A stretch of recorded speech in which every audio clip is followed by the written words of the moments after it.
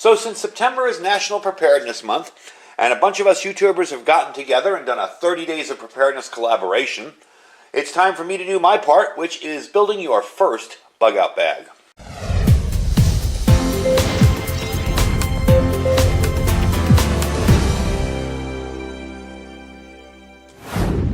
Alright everybody, welcome back. So as I explained in the intro, we are doing a 30 days of preparedness collaboration. And down below in the description box, you will be able to see the playlist of all of us that are doing it, as well as a list of all the channels down in the description below that are involved in this. So all you got to do is go to their channels and check them out and see what's going on with this. I think it's a really neat idea because we all get to share ideas. And mainly what these videos are for is to help you get started in some kind of preparation. So that's why I chose to do my first, teach you how to build a first bug out bag. Now, I chose this bag in particular, you'll see all the stuff out of here, because this is my get-home bag. When I go on trips, it's lightweight, it doesn't have a ton of stuff in it. It may look like a lot, but it really isn't. And it's the least involved bag I have. I have other bags that I'd probably stick in my car if I was never coming home again. But this is a small, lightweight, kind of agile bag that you can toss on your back and go with. And what I use this for is when I go on trips. I may leave it in my vehicle, I may take it with me to the hotel room, whatever. This is my bag. So you'll notice that I don't have any kind of weapons in it. Usually they are either carried on my person or in a separate bag, and that also depends on the legality of where I'm going on a trip. Minus the knives, you could probably take this on an airplane. But anyway, let's get into what's inside. I want to start off with telling you about the bag that I'm using, because I'm going to be putting this stuff back in the bag as I show it to you. So, let me get that up here and I'll show it to you. So you see here, it's not an enormously huge bag. It is a very thick bag, you know, width-wise, but it's not a huge bag. And yeah, it's got MOLLE straps on it and kind of screams military or survivalist. But I've never really been questioned about it or had any problems walking through hotels with it on my back. You know, there are a lot of people that carry this type of bag as their luggage now. And maybe they'll get on an airplane and that's their carry-on. And they've got their clothing and shoes and stuff in it. And it really doesn't stand out as much as it used to, say, 10 or 15 years ago, where no one had that type of bag. So, this is the bag. It's made by 3V Gear. And then the name escapes me right now, but I will put a link down below to their site to it. Definitely make some good stuff. I like their gear. I like the way they put their bags together, and it's very, very well made. So that's the bag. We're going to be putting stuff in as we pack. You probably won't see that part. I'll just put it in after I show it to you. But that's the bag. Now, the easiest way I like to explain this is to break down the bag into the survival rule of threes. There are three things the body needs to survive no matter what the situation. And that's air, which you can survive for 3 minutes without. Shelter, which you can survive for about 3 hours without in a harsh environment. Now, some would say Nevada can be a harsh environment in the summer. Water, you can survive about 3 days without it. And food, you can survive about 3 weeks without food. That doesn't mean it'll be comfortable, but you can survive.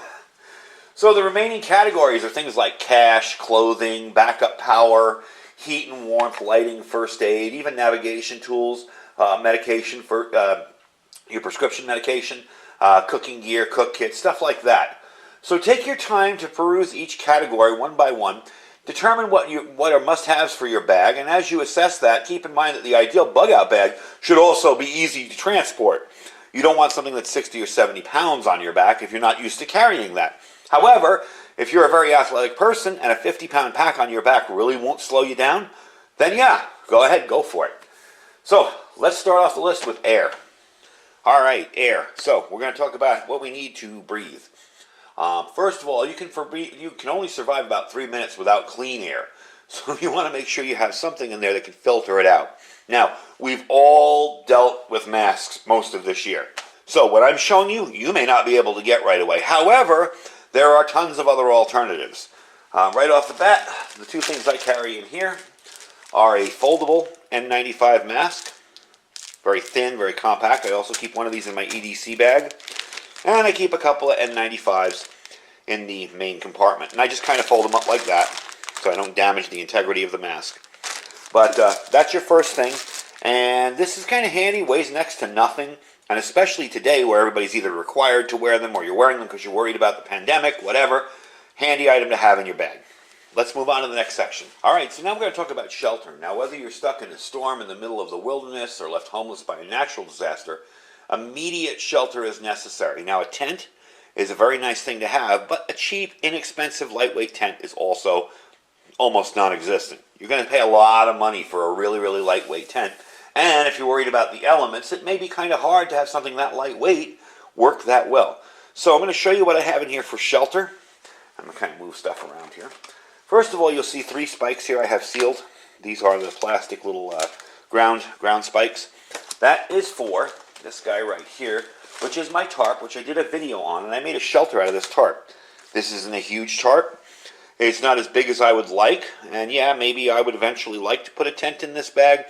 But for now, the chances of me needing this in my situation are kind of small. So I'm not going to put a huge expensive tent in the bag, and also it adds weight to it. This is fairly lightweight. This and this weigh almost next to, maybe a couple pounds, or a pound at that total. And also, another part of the shelter is a rain poncho. This is something I keep right on the front of my bag. A bug-out bag should also be able to help you with small emergencies as well. You get a flat tire on the side of the road, you're going to a nice dinner, a nice event, you're dressed well, it's pouring rain. Well, you dig this out of your bug-out bag, you throw it on over you, you change your tire, and you rip it off you. It's a one-time use item. It's cheap, they're inexpensive. This was bought many, many years ago in Big 5 Sporting Goods in California, so it was $3.99. But I've seen these for like $1 or $2. So they're you can get them a lot cheaper than that. Now, a sleeping bag, all right? This is really not a sleeping bag. This is an emergency bivvy. Again, chances of me needing this are rather small. I am in a warmer climate here in Nevada, so even when it's freezing cold, I'll probably be all right in this, even if it's, because the coldest I've ever seen it get down here is 20 or 30. So this is probably going to be okay. And this is kind of made of the same material that space blankets are made of, so it will insulate your body. And also show you the space blanket. This guy right here. And something as simple as this, you can even make this into a shelter. You get some paracord, which I have over here. And this is an extra spike for the tent, the tarp. You get some paracord, you string this up between 2 trees, and you got yourself a shelter. So you always kind of want to be thinking about lightweight and compromises and how you can make things lightweight but better. Now, would I love to have a full-size, super lightweight sleeping bag in there? Sure, but it's very, very expensive. Some of the very lightweight sleeping bags that you see on the market can be up to $300 and $400 because they're so lightweight, yet they're so rated for colder temperatures. So this works as a compromise. The chances of me using it are smaller. So yeah, I've got this instead of a full-size sleeping bag. So let's move on to the next thing, water. All right, so over here I have my water solutions here. A water solution like this is fairly handy. Again, some people will say never use a plastic bottle for your water because you can't boil your water in it. Well, we'll get into it later, but that's why I have the titanium cup. This is my Nalgene bottle. I do keep water in my bug-out bag. Okay, this is the desert. Water is kind of important. Is it heavy? Yeah, it's heavy. It adds a good deal of weight to your bug-out bag. But if I'm in an area where there's no water, like if I'm taking a trip, say, out to Death Valley, and my vehicle's out of water, and I'm out of water. The water I store in my vehicle is empty. I want to have a little bit more, and I'm willing to take the pain on my back for that. So it's not a ton. What is this? This is a 1,000 milliliter, 32 ounce container. I also have a bag, a bladder of sorts that I keep with this. I don't believe in water bladders in your bug-out bag staying full. I like them, don't get me wrong, but I don't keep them full in my bug-out bag, so I wouldn't fill any of this stuff up. This is to put clean water in, and of course, I have my Sawyer squeeze filter with another bladder in here, and this is the bladder that would be the dirty water. These are super lightweight. Again, for all environments, they may not be perfect. If you live in a cold environment and you get water in that filter and it freezes, it's useless, but the hollow fiber membrane filter in here is very, very good for my area and what I'm going to be facing. So these are my 3 water solutions, if you will. Yeah, it's kind of heavy, but you know what? If I really need it, out here where it's really, really hot most of the time, very handy to have. Let's move on to the next section. Alright, so as I said before, I do have my titanium cup for cooking or reheating or whatever, but this section is food. Now, I carry a food bag here. This has about 5 or 6 MRE entrees, as well as a couple freeze-dried entrees in here that are kind of small. I'm not going to unpack it because it's impossible to get repacked. It's kind of stuffed in there. But I rotate this out every year. I go through it and find out what's in there and what needs to get tossed. Again, You don't want to be carrying a ton of food. You're not going to be able to carry enough food. Would this hold me out for 3 days? Probably. I do pretty well with this. There's a good amount of food in here, and I'd be all right. Over here is my coffee. Yeah, I know, this is completely unnecessary if you don't care. You can get instant coffee and carry it too. But this is my coffee because I can brew it with my little brew buddy here, which is kind of handy. You just stick that in a cup, put the coffee grounds in, and pour hot water over it. So again, that's kind of unnecessary. And again, a bug out bag is very tailored to what you want. You don't have to have everything that I have here. You could have less if you want. Okay, next up I have these little pop-up cups. And these do withstand heat. I have drank coffee out of them. They work very well. So they're good for water, for whatever beverage. I have a couple of electrolyte powders in here, like Propel and Gatorade, handy for that. Okay. I do have an MRE spoon. That's really all you're going to need with the stuff that I got in there for food. And I have a windbreak, which is probably unnecessary, but we get very windy out here. And what this is, let me open it up and show you really quick, is it is a folding panel that allows you to keep the wind away from your fire. So I can set it up like this and protect my fire from wind. I can also fully close it, turn it into its own little fire pit. Because we have wildfires in the West, and we have a lot of fire restrictions at times, something like that is handy for letting your fire get away from you. You know, so you won't let your fire get away from you. In here, I have one of those mini put-together titanium stoves. Everything slots together. It's a little wood stove. I wanted a wood stove because I wanted a little bit of some way to cook if I ran out of gas. And this is a little, you can see how tall it is. It's about that big, you know. It's one of those little slot-together wood stoves from Luxottica. It is titanium, and it is rather inexpensive. I think it was like 20 bucks. And I just keep that on there to keep it all together. Next up, and this is what I really want to focus on, is kind of my cook kit, everything all together in one. I just take some rubber bands to put the top over that. This is a Keith titanium cup. I do have a fire starter that I keep in here. We'll get into my tools later, but this is the fire starter I keep in this one, just in case I need it. Again, I have this little eating tool here from Eddie Bauer. This is a can opener, a file, a little bit of a knife, a little bit of a sharp edge, but all that stuff's really useless. I have this here for the spoon and fork. A couple of Triaxane tabs if the weather is giving me a hard time starting a fire. A miniature BRS stove. These are little titanium BRS stoves. Again, a simple $11 Luxottica one will work too. But these kind of fold out like that. And you put your stuff down like that and you can cook on it. And that's why I have the one can of brand new Primus isobutane in there. So that all fits together like that. Real simple. And it's easy and it's not a lot. Now, I mentioned the Luxottica $10 stove. Something that you really want to avoid that I tend to do because I get a lot of this gear to test is turn your bags into, oh, I need that. Oh, I'll throw that in there. I'll fix it later. I'll organize it later. I have the Luxottica $10 stove in here. I think I reviewed it a couple of years ago. I'm like, oh, that's kind of handy. I'll throw it in there. And then I got this, and I was like, oh, that's cool, too. I'll put it in there. So, again, if you want to keep your systems light and easy to carry, you don't want to load it down with a ton of extra stuff. Now, I do have an extra one in there in case I have to boil a second thing. It's really not necessary. One well-made propane isobutane stove will get you through pretty much anything.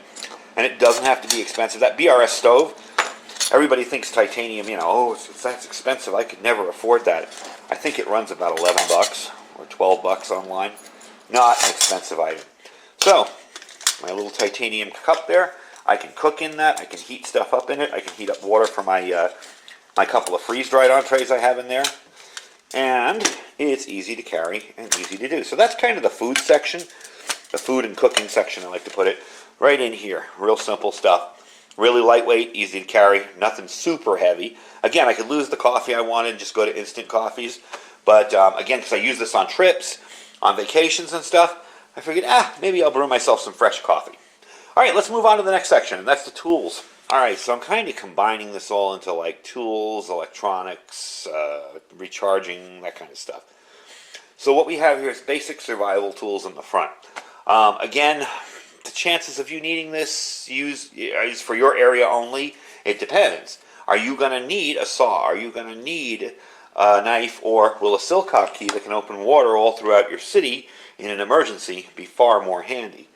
So you got to think about that. You can just stick a lighter in your bag instead of a ferro rod. I kind of have the ferro rod on the lighter as redundancy. So let's go through what I got here.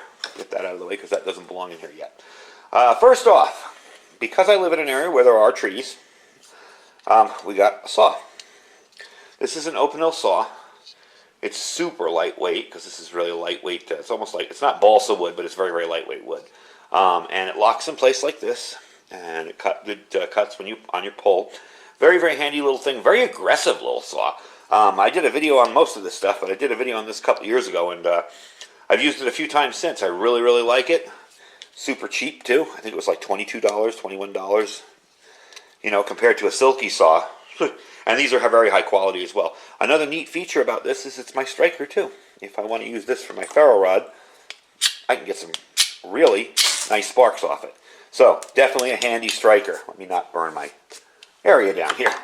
Definitely a handy striker. You saw how good that did. So, those are the first two. Next up, a good pair of gloves. These are my nice, thick leather gloves. You can tell I've used these a few times before. I think I've used them in a video a couple times. But I keep these in this bag. They are really, really nice. Especially out here when I could be dealing with all sorts of critters or whatever. It's not going to save me from a snake bite, but it might be able to, if I get my hand out of the way in time, make it not as severe or not even get bit. But it's just handy. They're handy to have, especially when you're working. They also, if it gets really, really cold, can double as actual warming gloves. So, got gloves in there. Next up, the Gerber Strong Arm knife. I chose this knife because of exactly what this bag is. It's a get-home bag. While this knife is an excellent woods knife, you know, anything I got to do in the woods, from cutting, making fire sticks, making tent stakes, whatever, chopping up wood to baton with, or to baton wood, this thing will really do the job. But the cool part is, this is a really thick, beefy knife. If I have to use this as a pry bar to, say, break my way out of a hotel room during a fire or whatever, I can do that. And I'm not worried about damaging it. And it's made in America, too. Made in the USA, Portland, Oregon. So this is the Gerber Strong Arm knife. I don't have serrations on it. Some of them come with serrations. I don't particularly like them. Makes it a little bit harder to sharpen, and I feel like I lose that part of the blade. But that's up to you. I do have a Smith's pocket sharpener with a little sharpening rod there, diamond rod, and the coarse and fine pull through. I also added something on my own here. This is just a little hunk of leather, and I put a little polishing compound on it. I haven't used it yet, although I'm using this leather on my other strop. This is just a strop to refine the edge a bit should I need it. If I use this thing and I want to refine the edge a little bit after, you know, not too much strenuous use, I can do that with this instead of having to pull through that sharpener. Not an ideal sharpener. Of course, you want to be using stones or a sharpening system, but in a pinch, in an emergency, you want that. So that's that stuff. Next up, a multi-tool. I forget what this is called. A Skeletal, Leatherman Skeletal. It's got a bunch of different little features on it. Handy little item. Not super expensive. You have your screwdriver bits on here. You, of course, have your regular pliers on the end. Does have a knife. Does have a lot of neat little tools. I won't get into it too much because I've done a review on it. But it's definitely a cool thing to have. You know, again, Leatherman makes really quality stuff. Again, I told you I have a lighter. I tape the top off so it doesn't accidentally get activated or sparked. Silicone Key. Now, I mentioned this before. If you've ever seen on the side of a building a door on the side of the building there, and you're not sure what it is, it's just a door with a little round kind of screw in it. That is a water port, so to speak. You can get water out of that. You'll use one end of this to open that up, and then inside there'll be a spigot without a head. Well, that's where your Silicone Key comes in, and this has all different shapes and sizes to fit into anything. Again, I wouldn't go out and start stealing people's water, but in an emergency, if you're running from something and you need to fill your water, and there's one on the side of a building, and definitely worth it to fill it up. So it is a good emergency tool. Adds a little bit of weight. You know, this is a decent heavy little item, but not too bad. It's HDX brand. I got this at Home Depot, so pretty cool thing to have. Definitely important. My little fire kit. This just has a bunch of tinder in it from Black and White Fire Starter. This isn't their tinder. I have some of their tinder in it. This is just my own stuff. The little tin here is from them. And again, that weighs next to nothing. Makes fire starting a breeze. Light. Let's move into light real quick, because I don't want this video to get too long. This is the M2 Arm Warrior from Olight. It goes on the side of my bag in a little container. a little pocket pouch, really nice light. I do have it shut off like that so that, there, so you can see, very bright light. So definitely a cool little light. I do like to leave it like this because it's such a powerful light that I don't want it to activate in the bag and start a fire. I do have a Bushnell headlamp. I have better headlamps, but you know what? This just works. It does what it's supposed to do. Can't beat it. And it does have the little extra white light there as well as the red. So it's a handy little item. And trust me, when you lose power somewhere and you're unfamiliar with where you are and you're walking around in the dark, headlamp, really handy. Leaves both hands free. I do have light sticks in there. This is just one of them. I have a few in there. And this is a light stick holder. So what you do is you'll crack your light stick, pull this out, stick your light stick in there while it's glowing. And you can see when I have one in there. That is a good one. You can see it there. You can turn it down a little bit if you want it a little darker or off completely. So this is definitely a handy little item. Not necessary again, but it's not heavy. And I have a bunch of light sticks in there. Again, if you just want to carry a flashlight, if you just want to carry a headlamp, you're not doing anything wrong. That's great. I do have an AM/FM shortwave radio. This is the last radio I ever purchased in a Radio Shack, days before they closed. It is a little digital AM/FM shortwave. Inside here, you'll notice I have a little wound up coil. That's my little antenna. You'll see the alligator clip there. I just clip that onto this antenna here when I'm using it on shortwave. Throw that up in a tree. I actually took a 45 lead slug, put it in the center here, and taped it all up. See the silver tape there? And I just throw that up in the tree, and it works. I have extra batteries. I have my chargers in here, all the chargers for O-lights, my cell phone, whatever else. Extra batteries for that. I don't leave batteries in devices that are in my bug-out bags because I don't want them to leak, and they don't always get checked. You know, let's face it, we're humans. We forget to check stuff. Okay, last up, charging.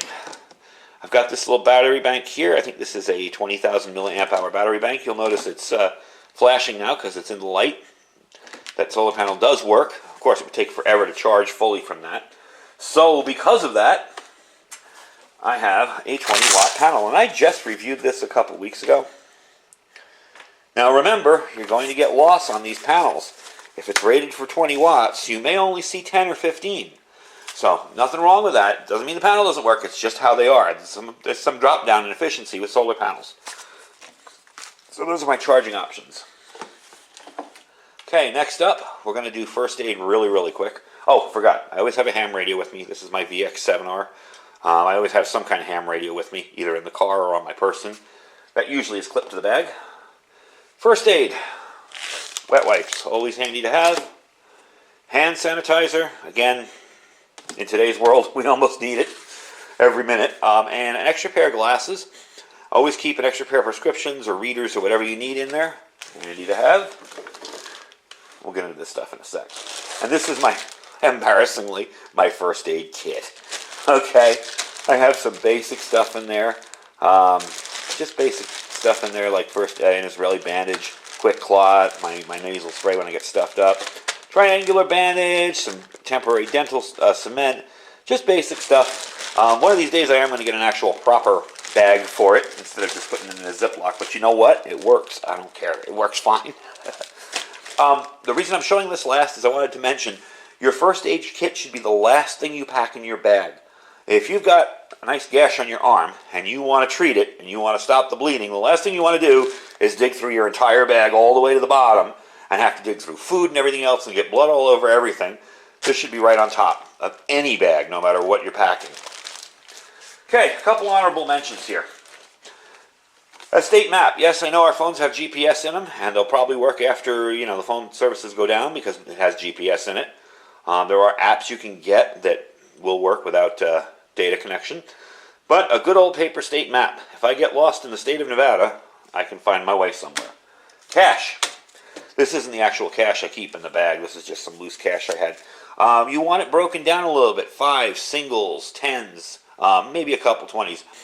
If I'm going to put $200, $300 in my bag, right, and I put 300s in there, I'm probably not going to get change for it. Because no one's going to have an ability to give you change if everybody else has already done that. So that's why I keep a 20, a couple 5s, a couple singles. I break it up pretty well. Last up, a shemagh. Now, I did an entire video on shemaghs and all the different things you can do with them. They are just amazing. You can wet this down and put it around your neck to cool you off. You can put it over your face in the event of a dust storm. Or it can be even used as a mask to filter out some of the stuff as you're walking in and out of, some kind of area where there'd been a disaster, or say, industrial stuff all over the place after an earthquake, whatever. Handy little item. They can be used for so many things, as well as non-wearable things. You can use them to filter water as a pre-filter. Definitely handy item. So I'm going to put everything back in the bag and we'll finish up. All right, folks, so there you go. It's all packed in there. I know it's amazing to believe I can get all that in there, but it's all packed in there.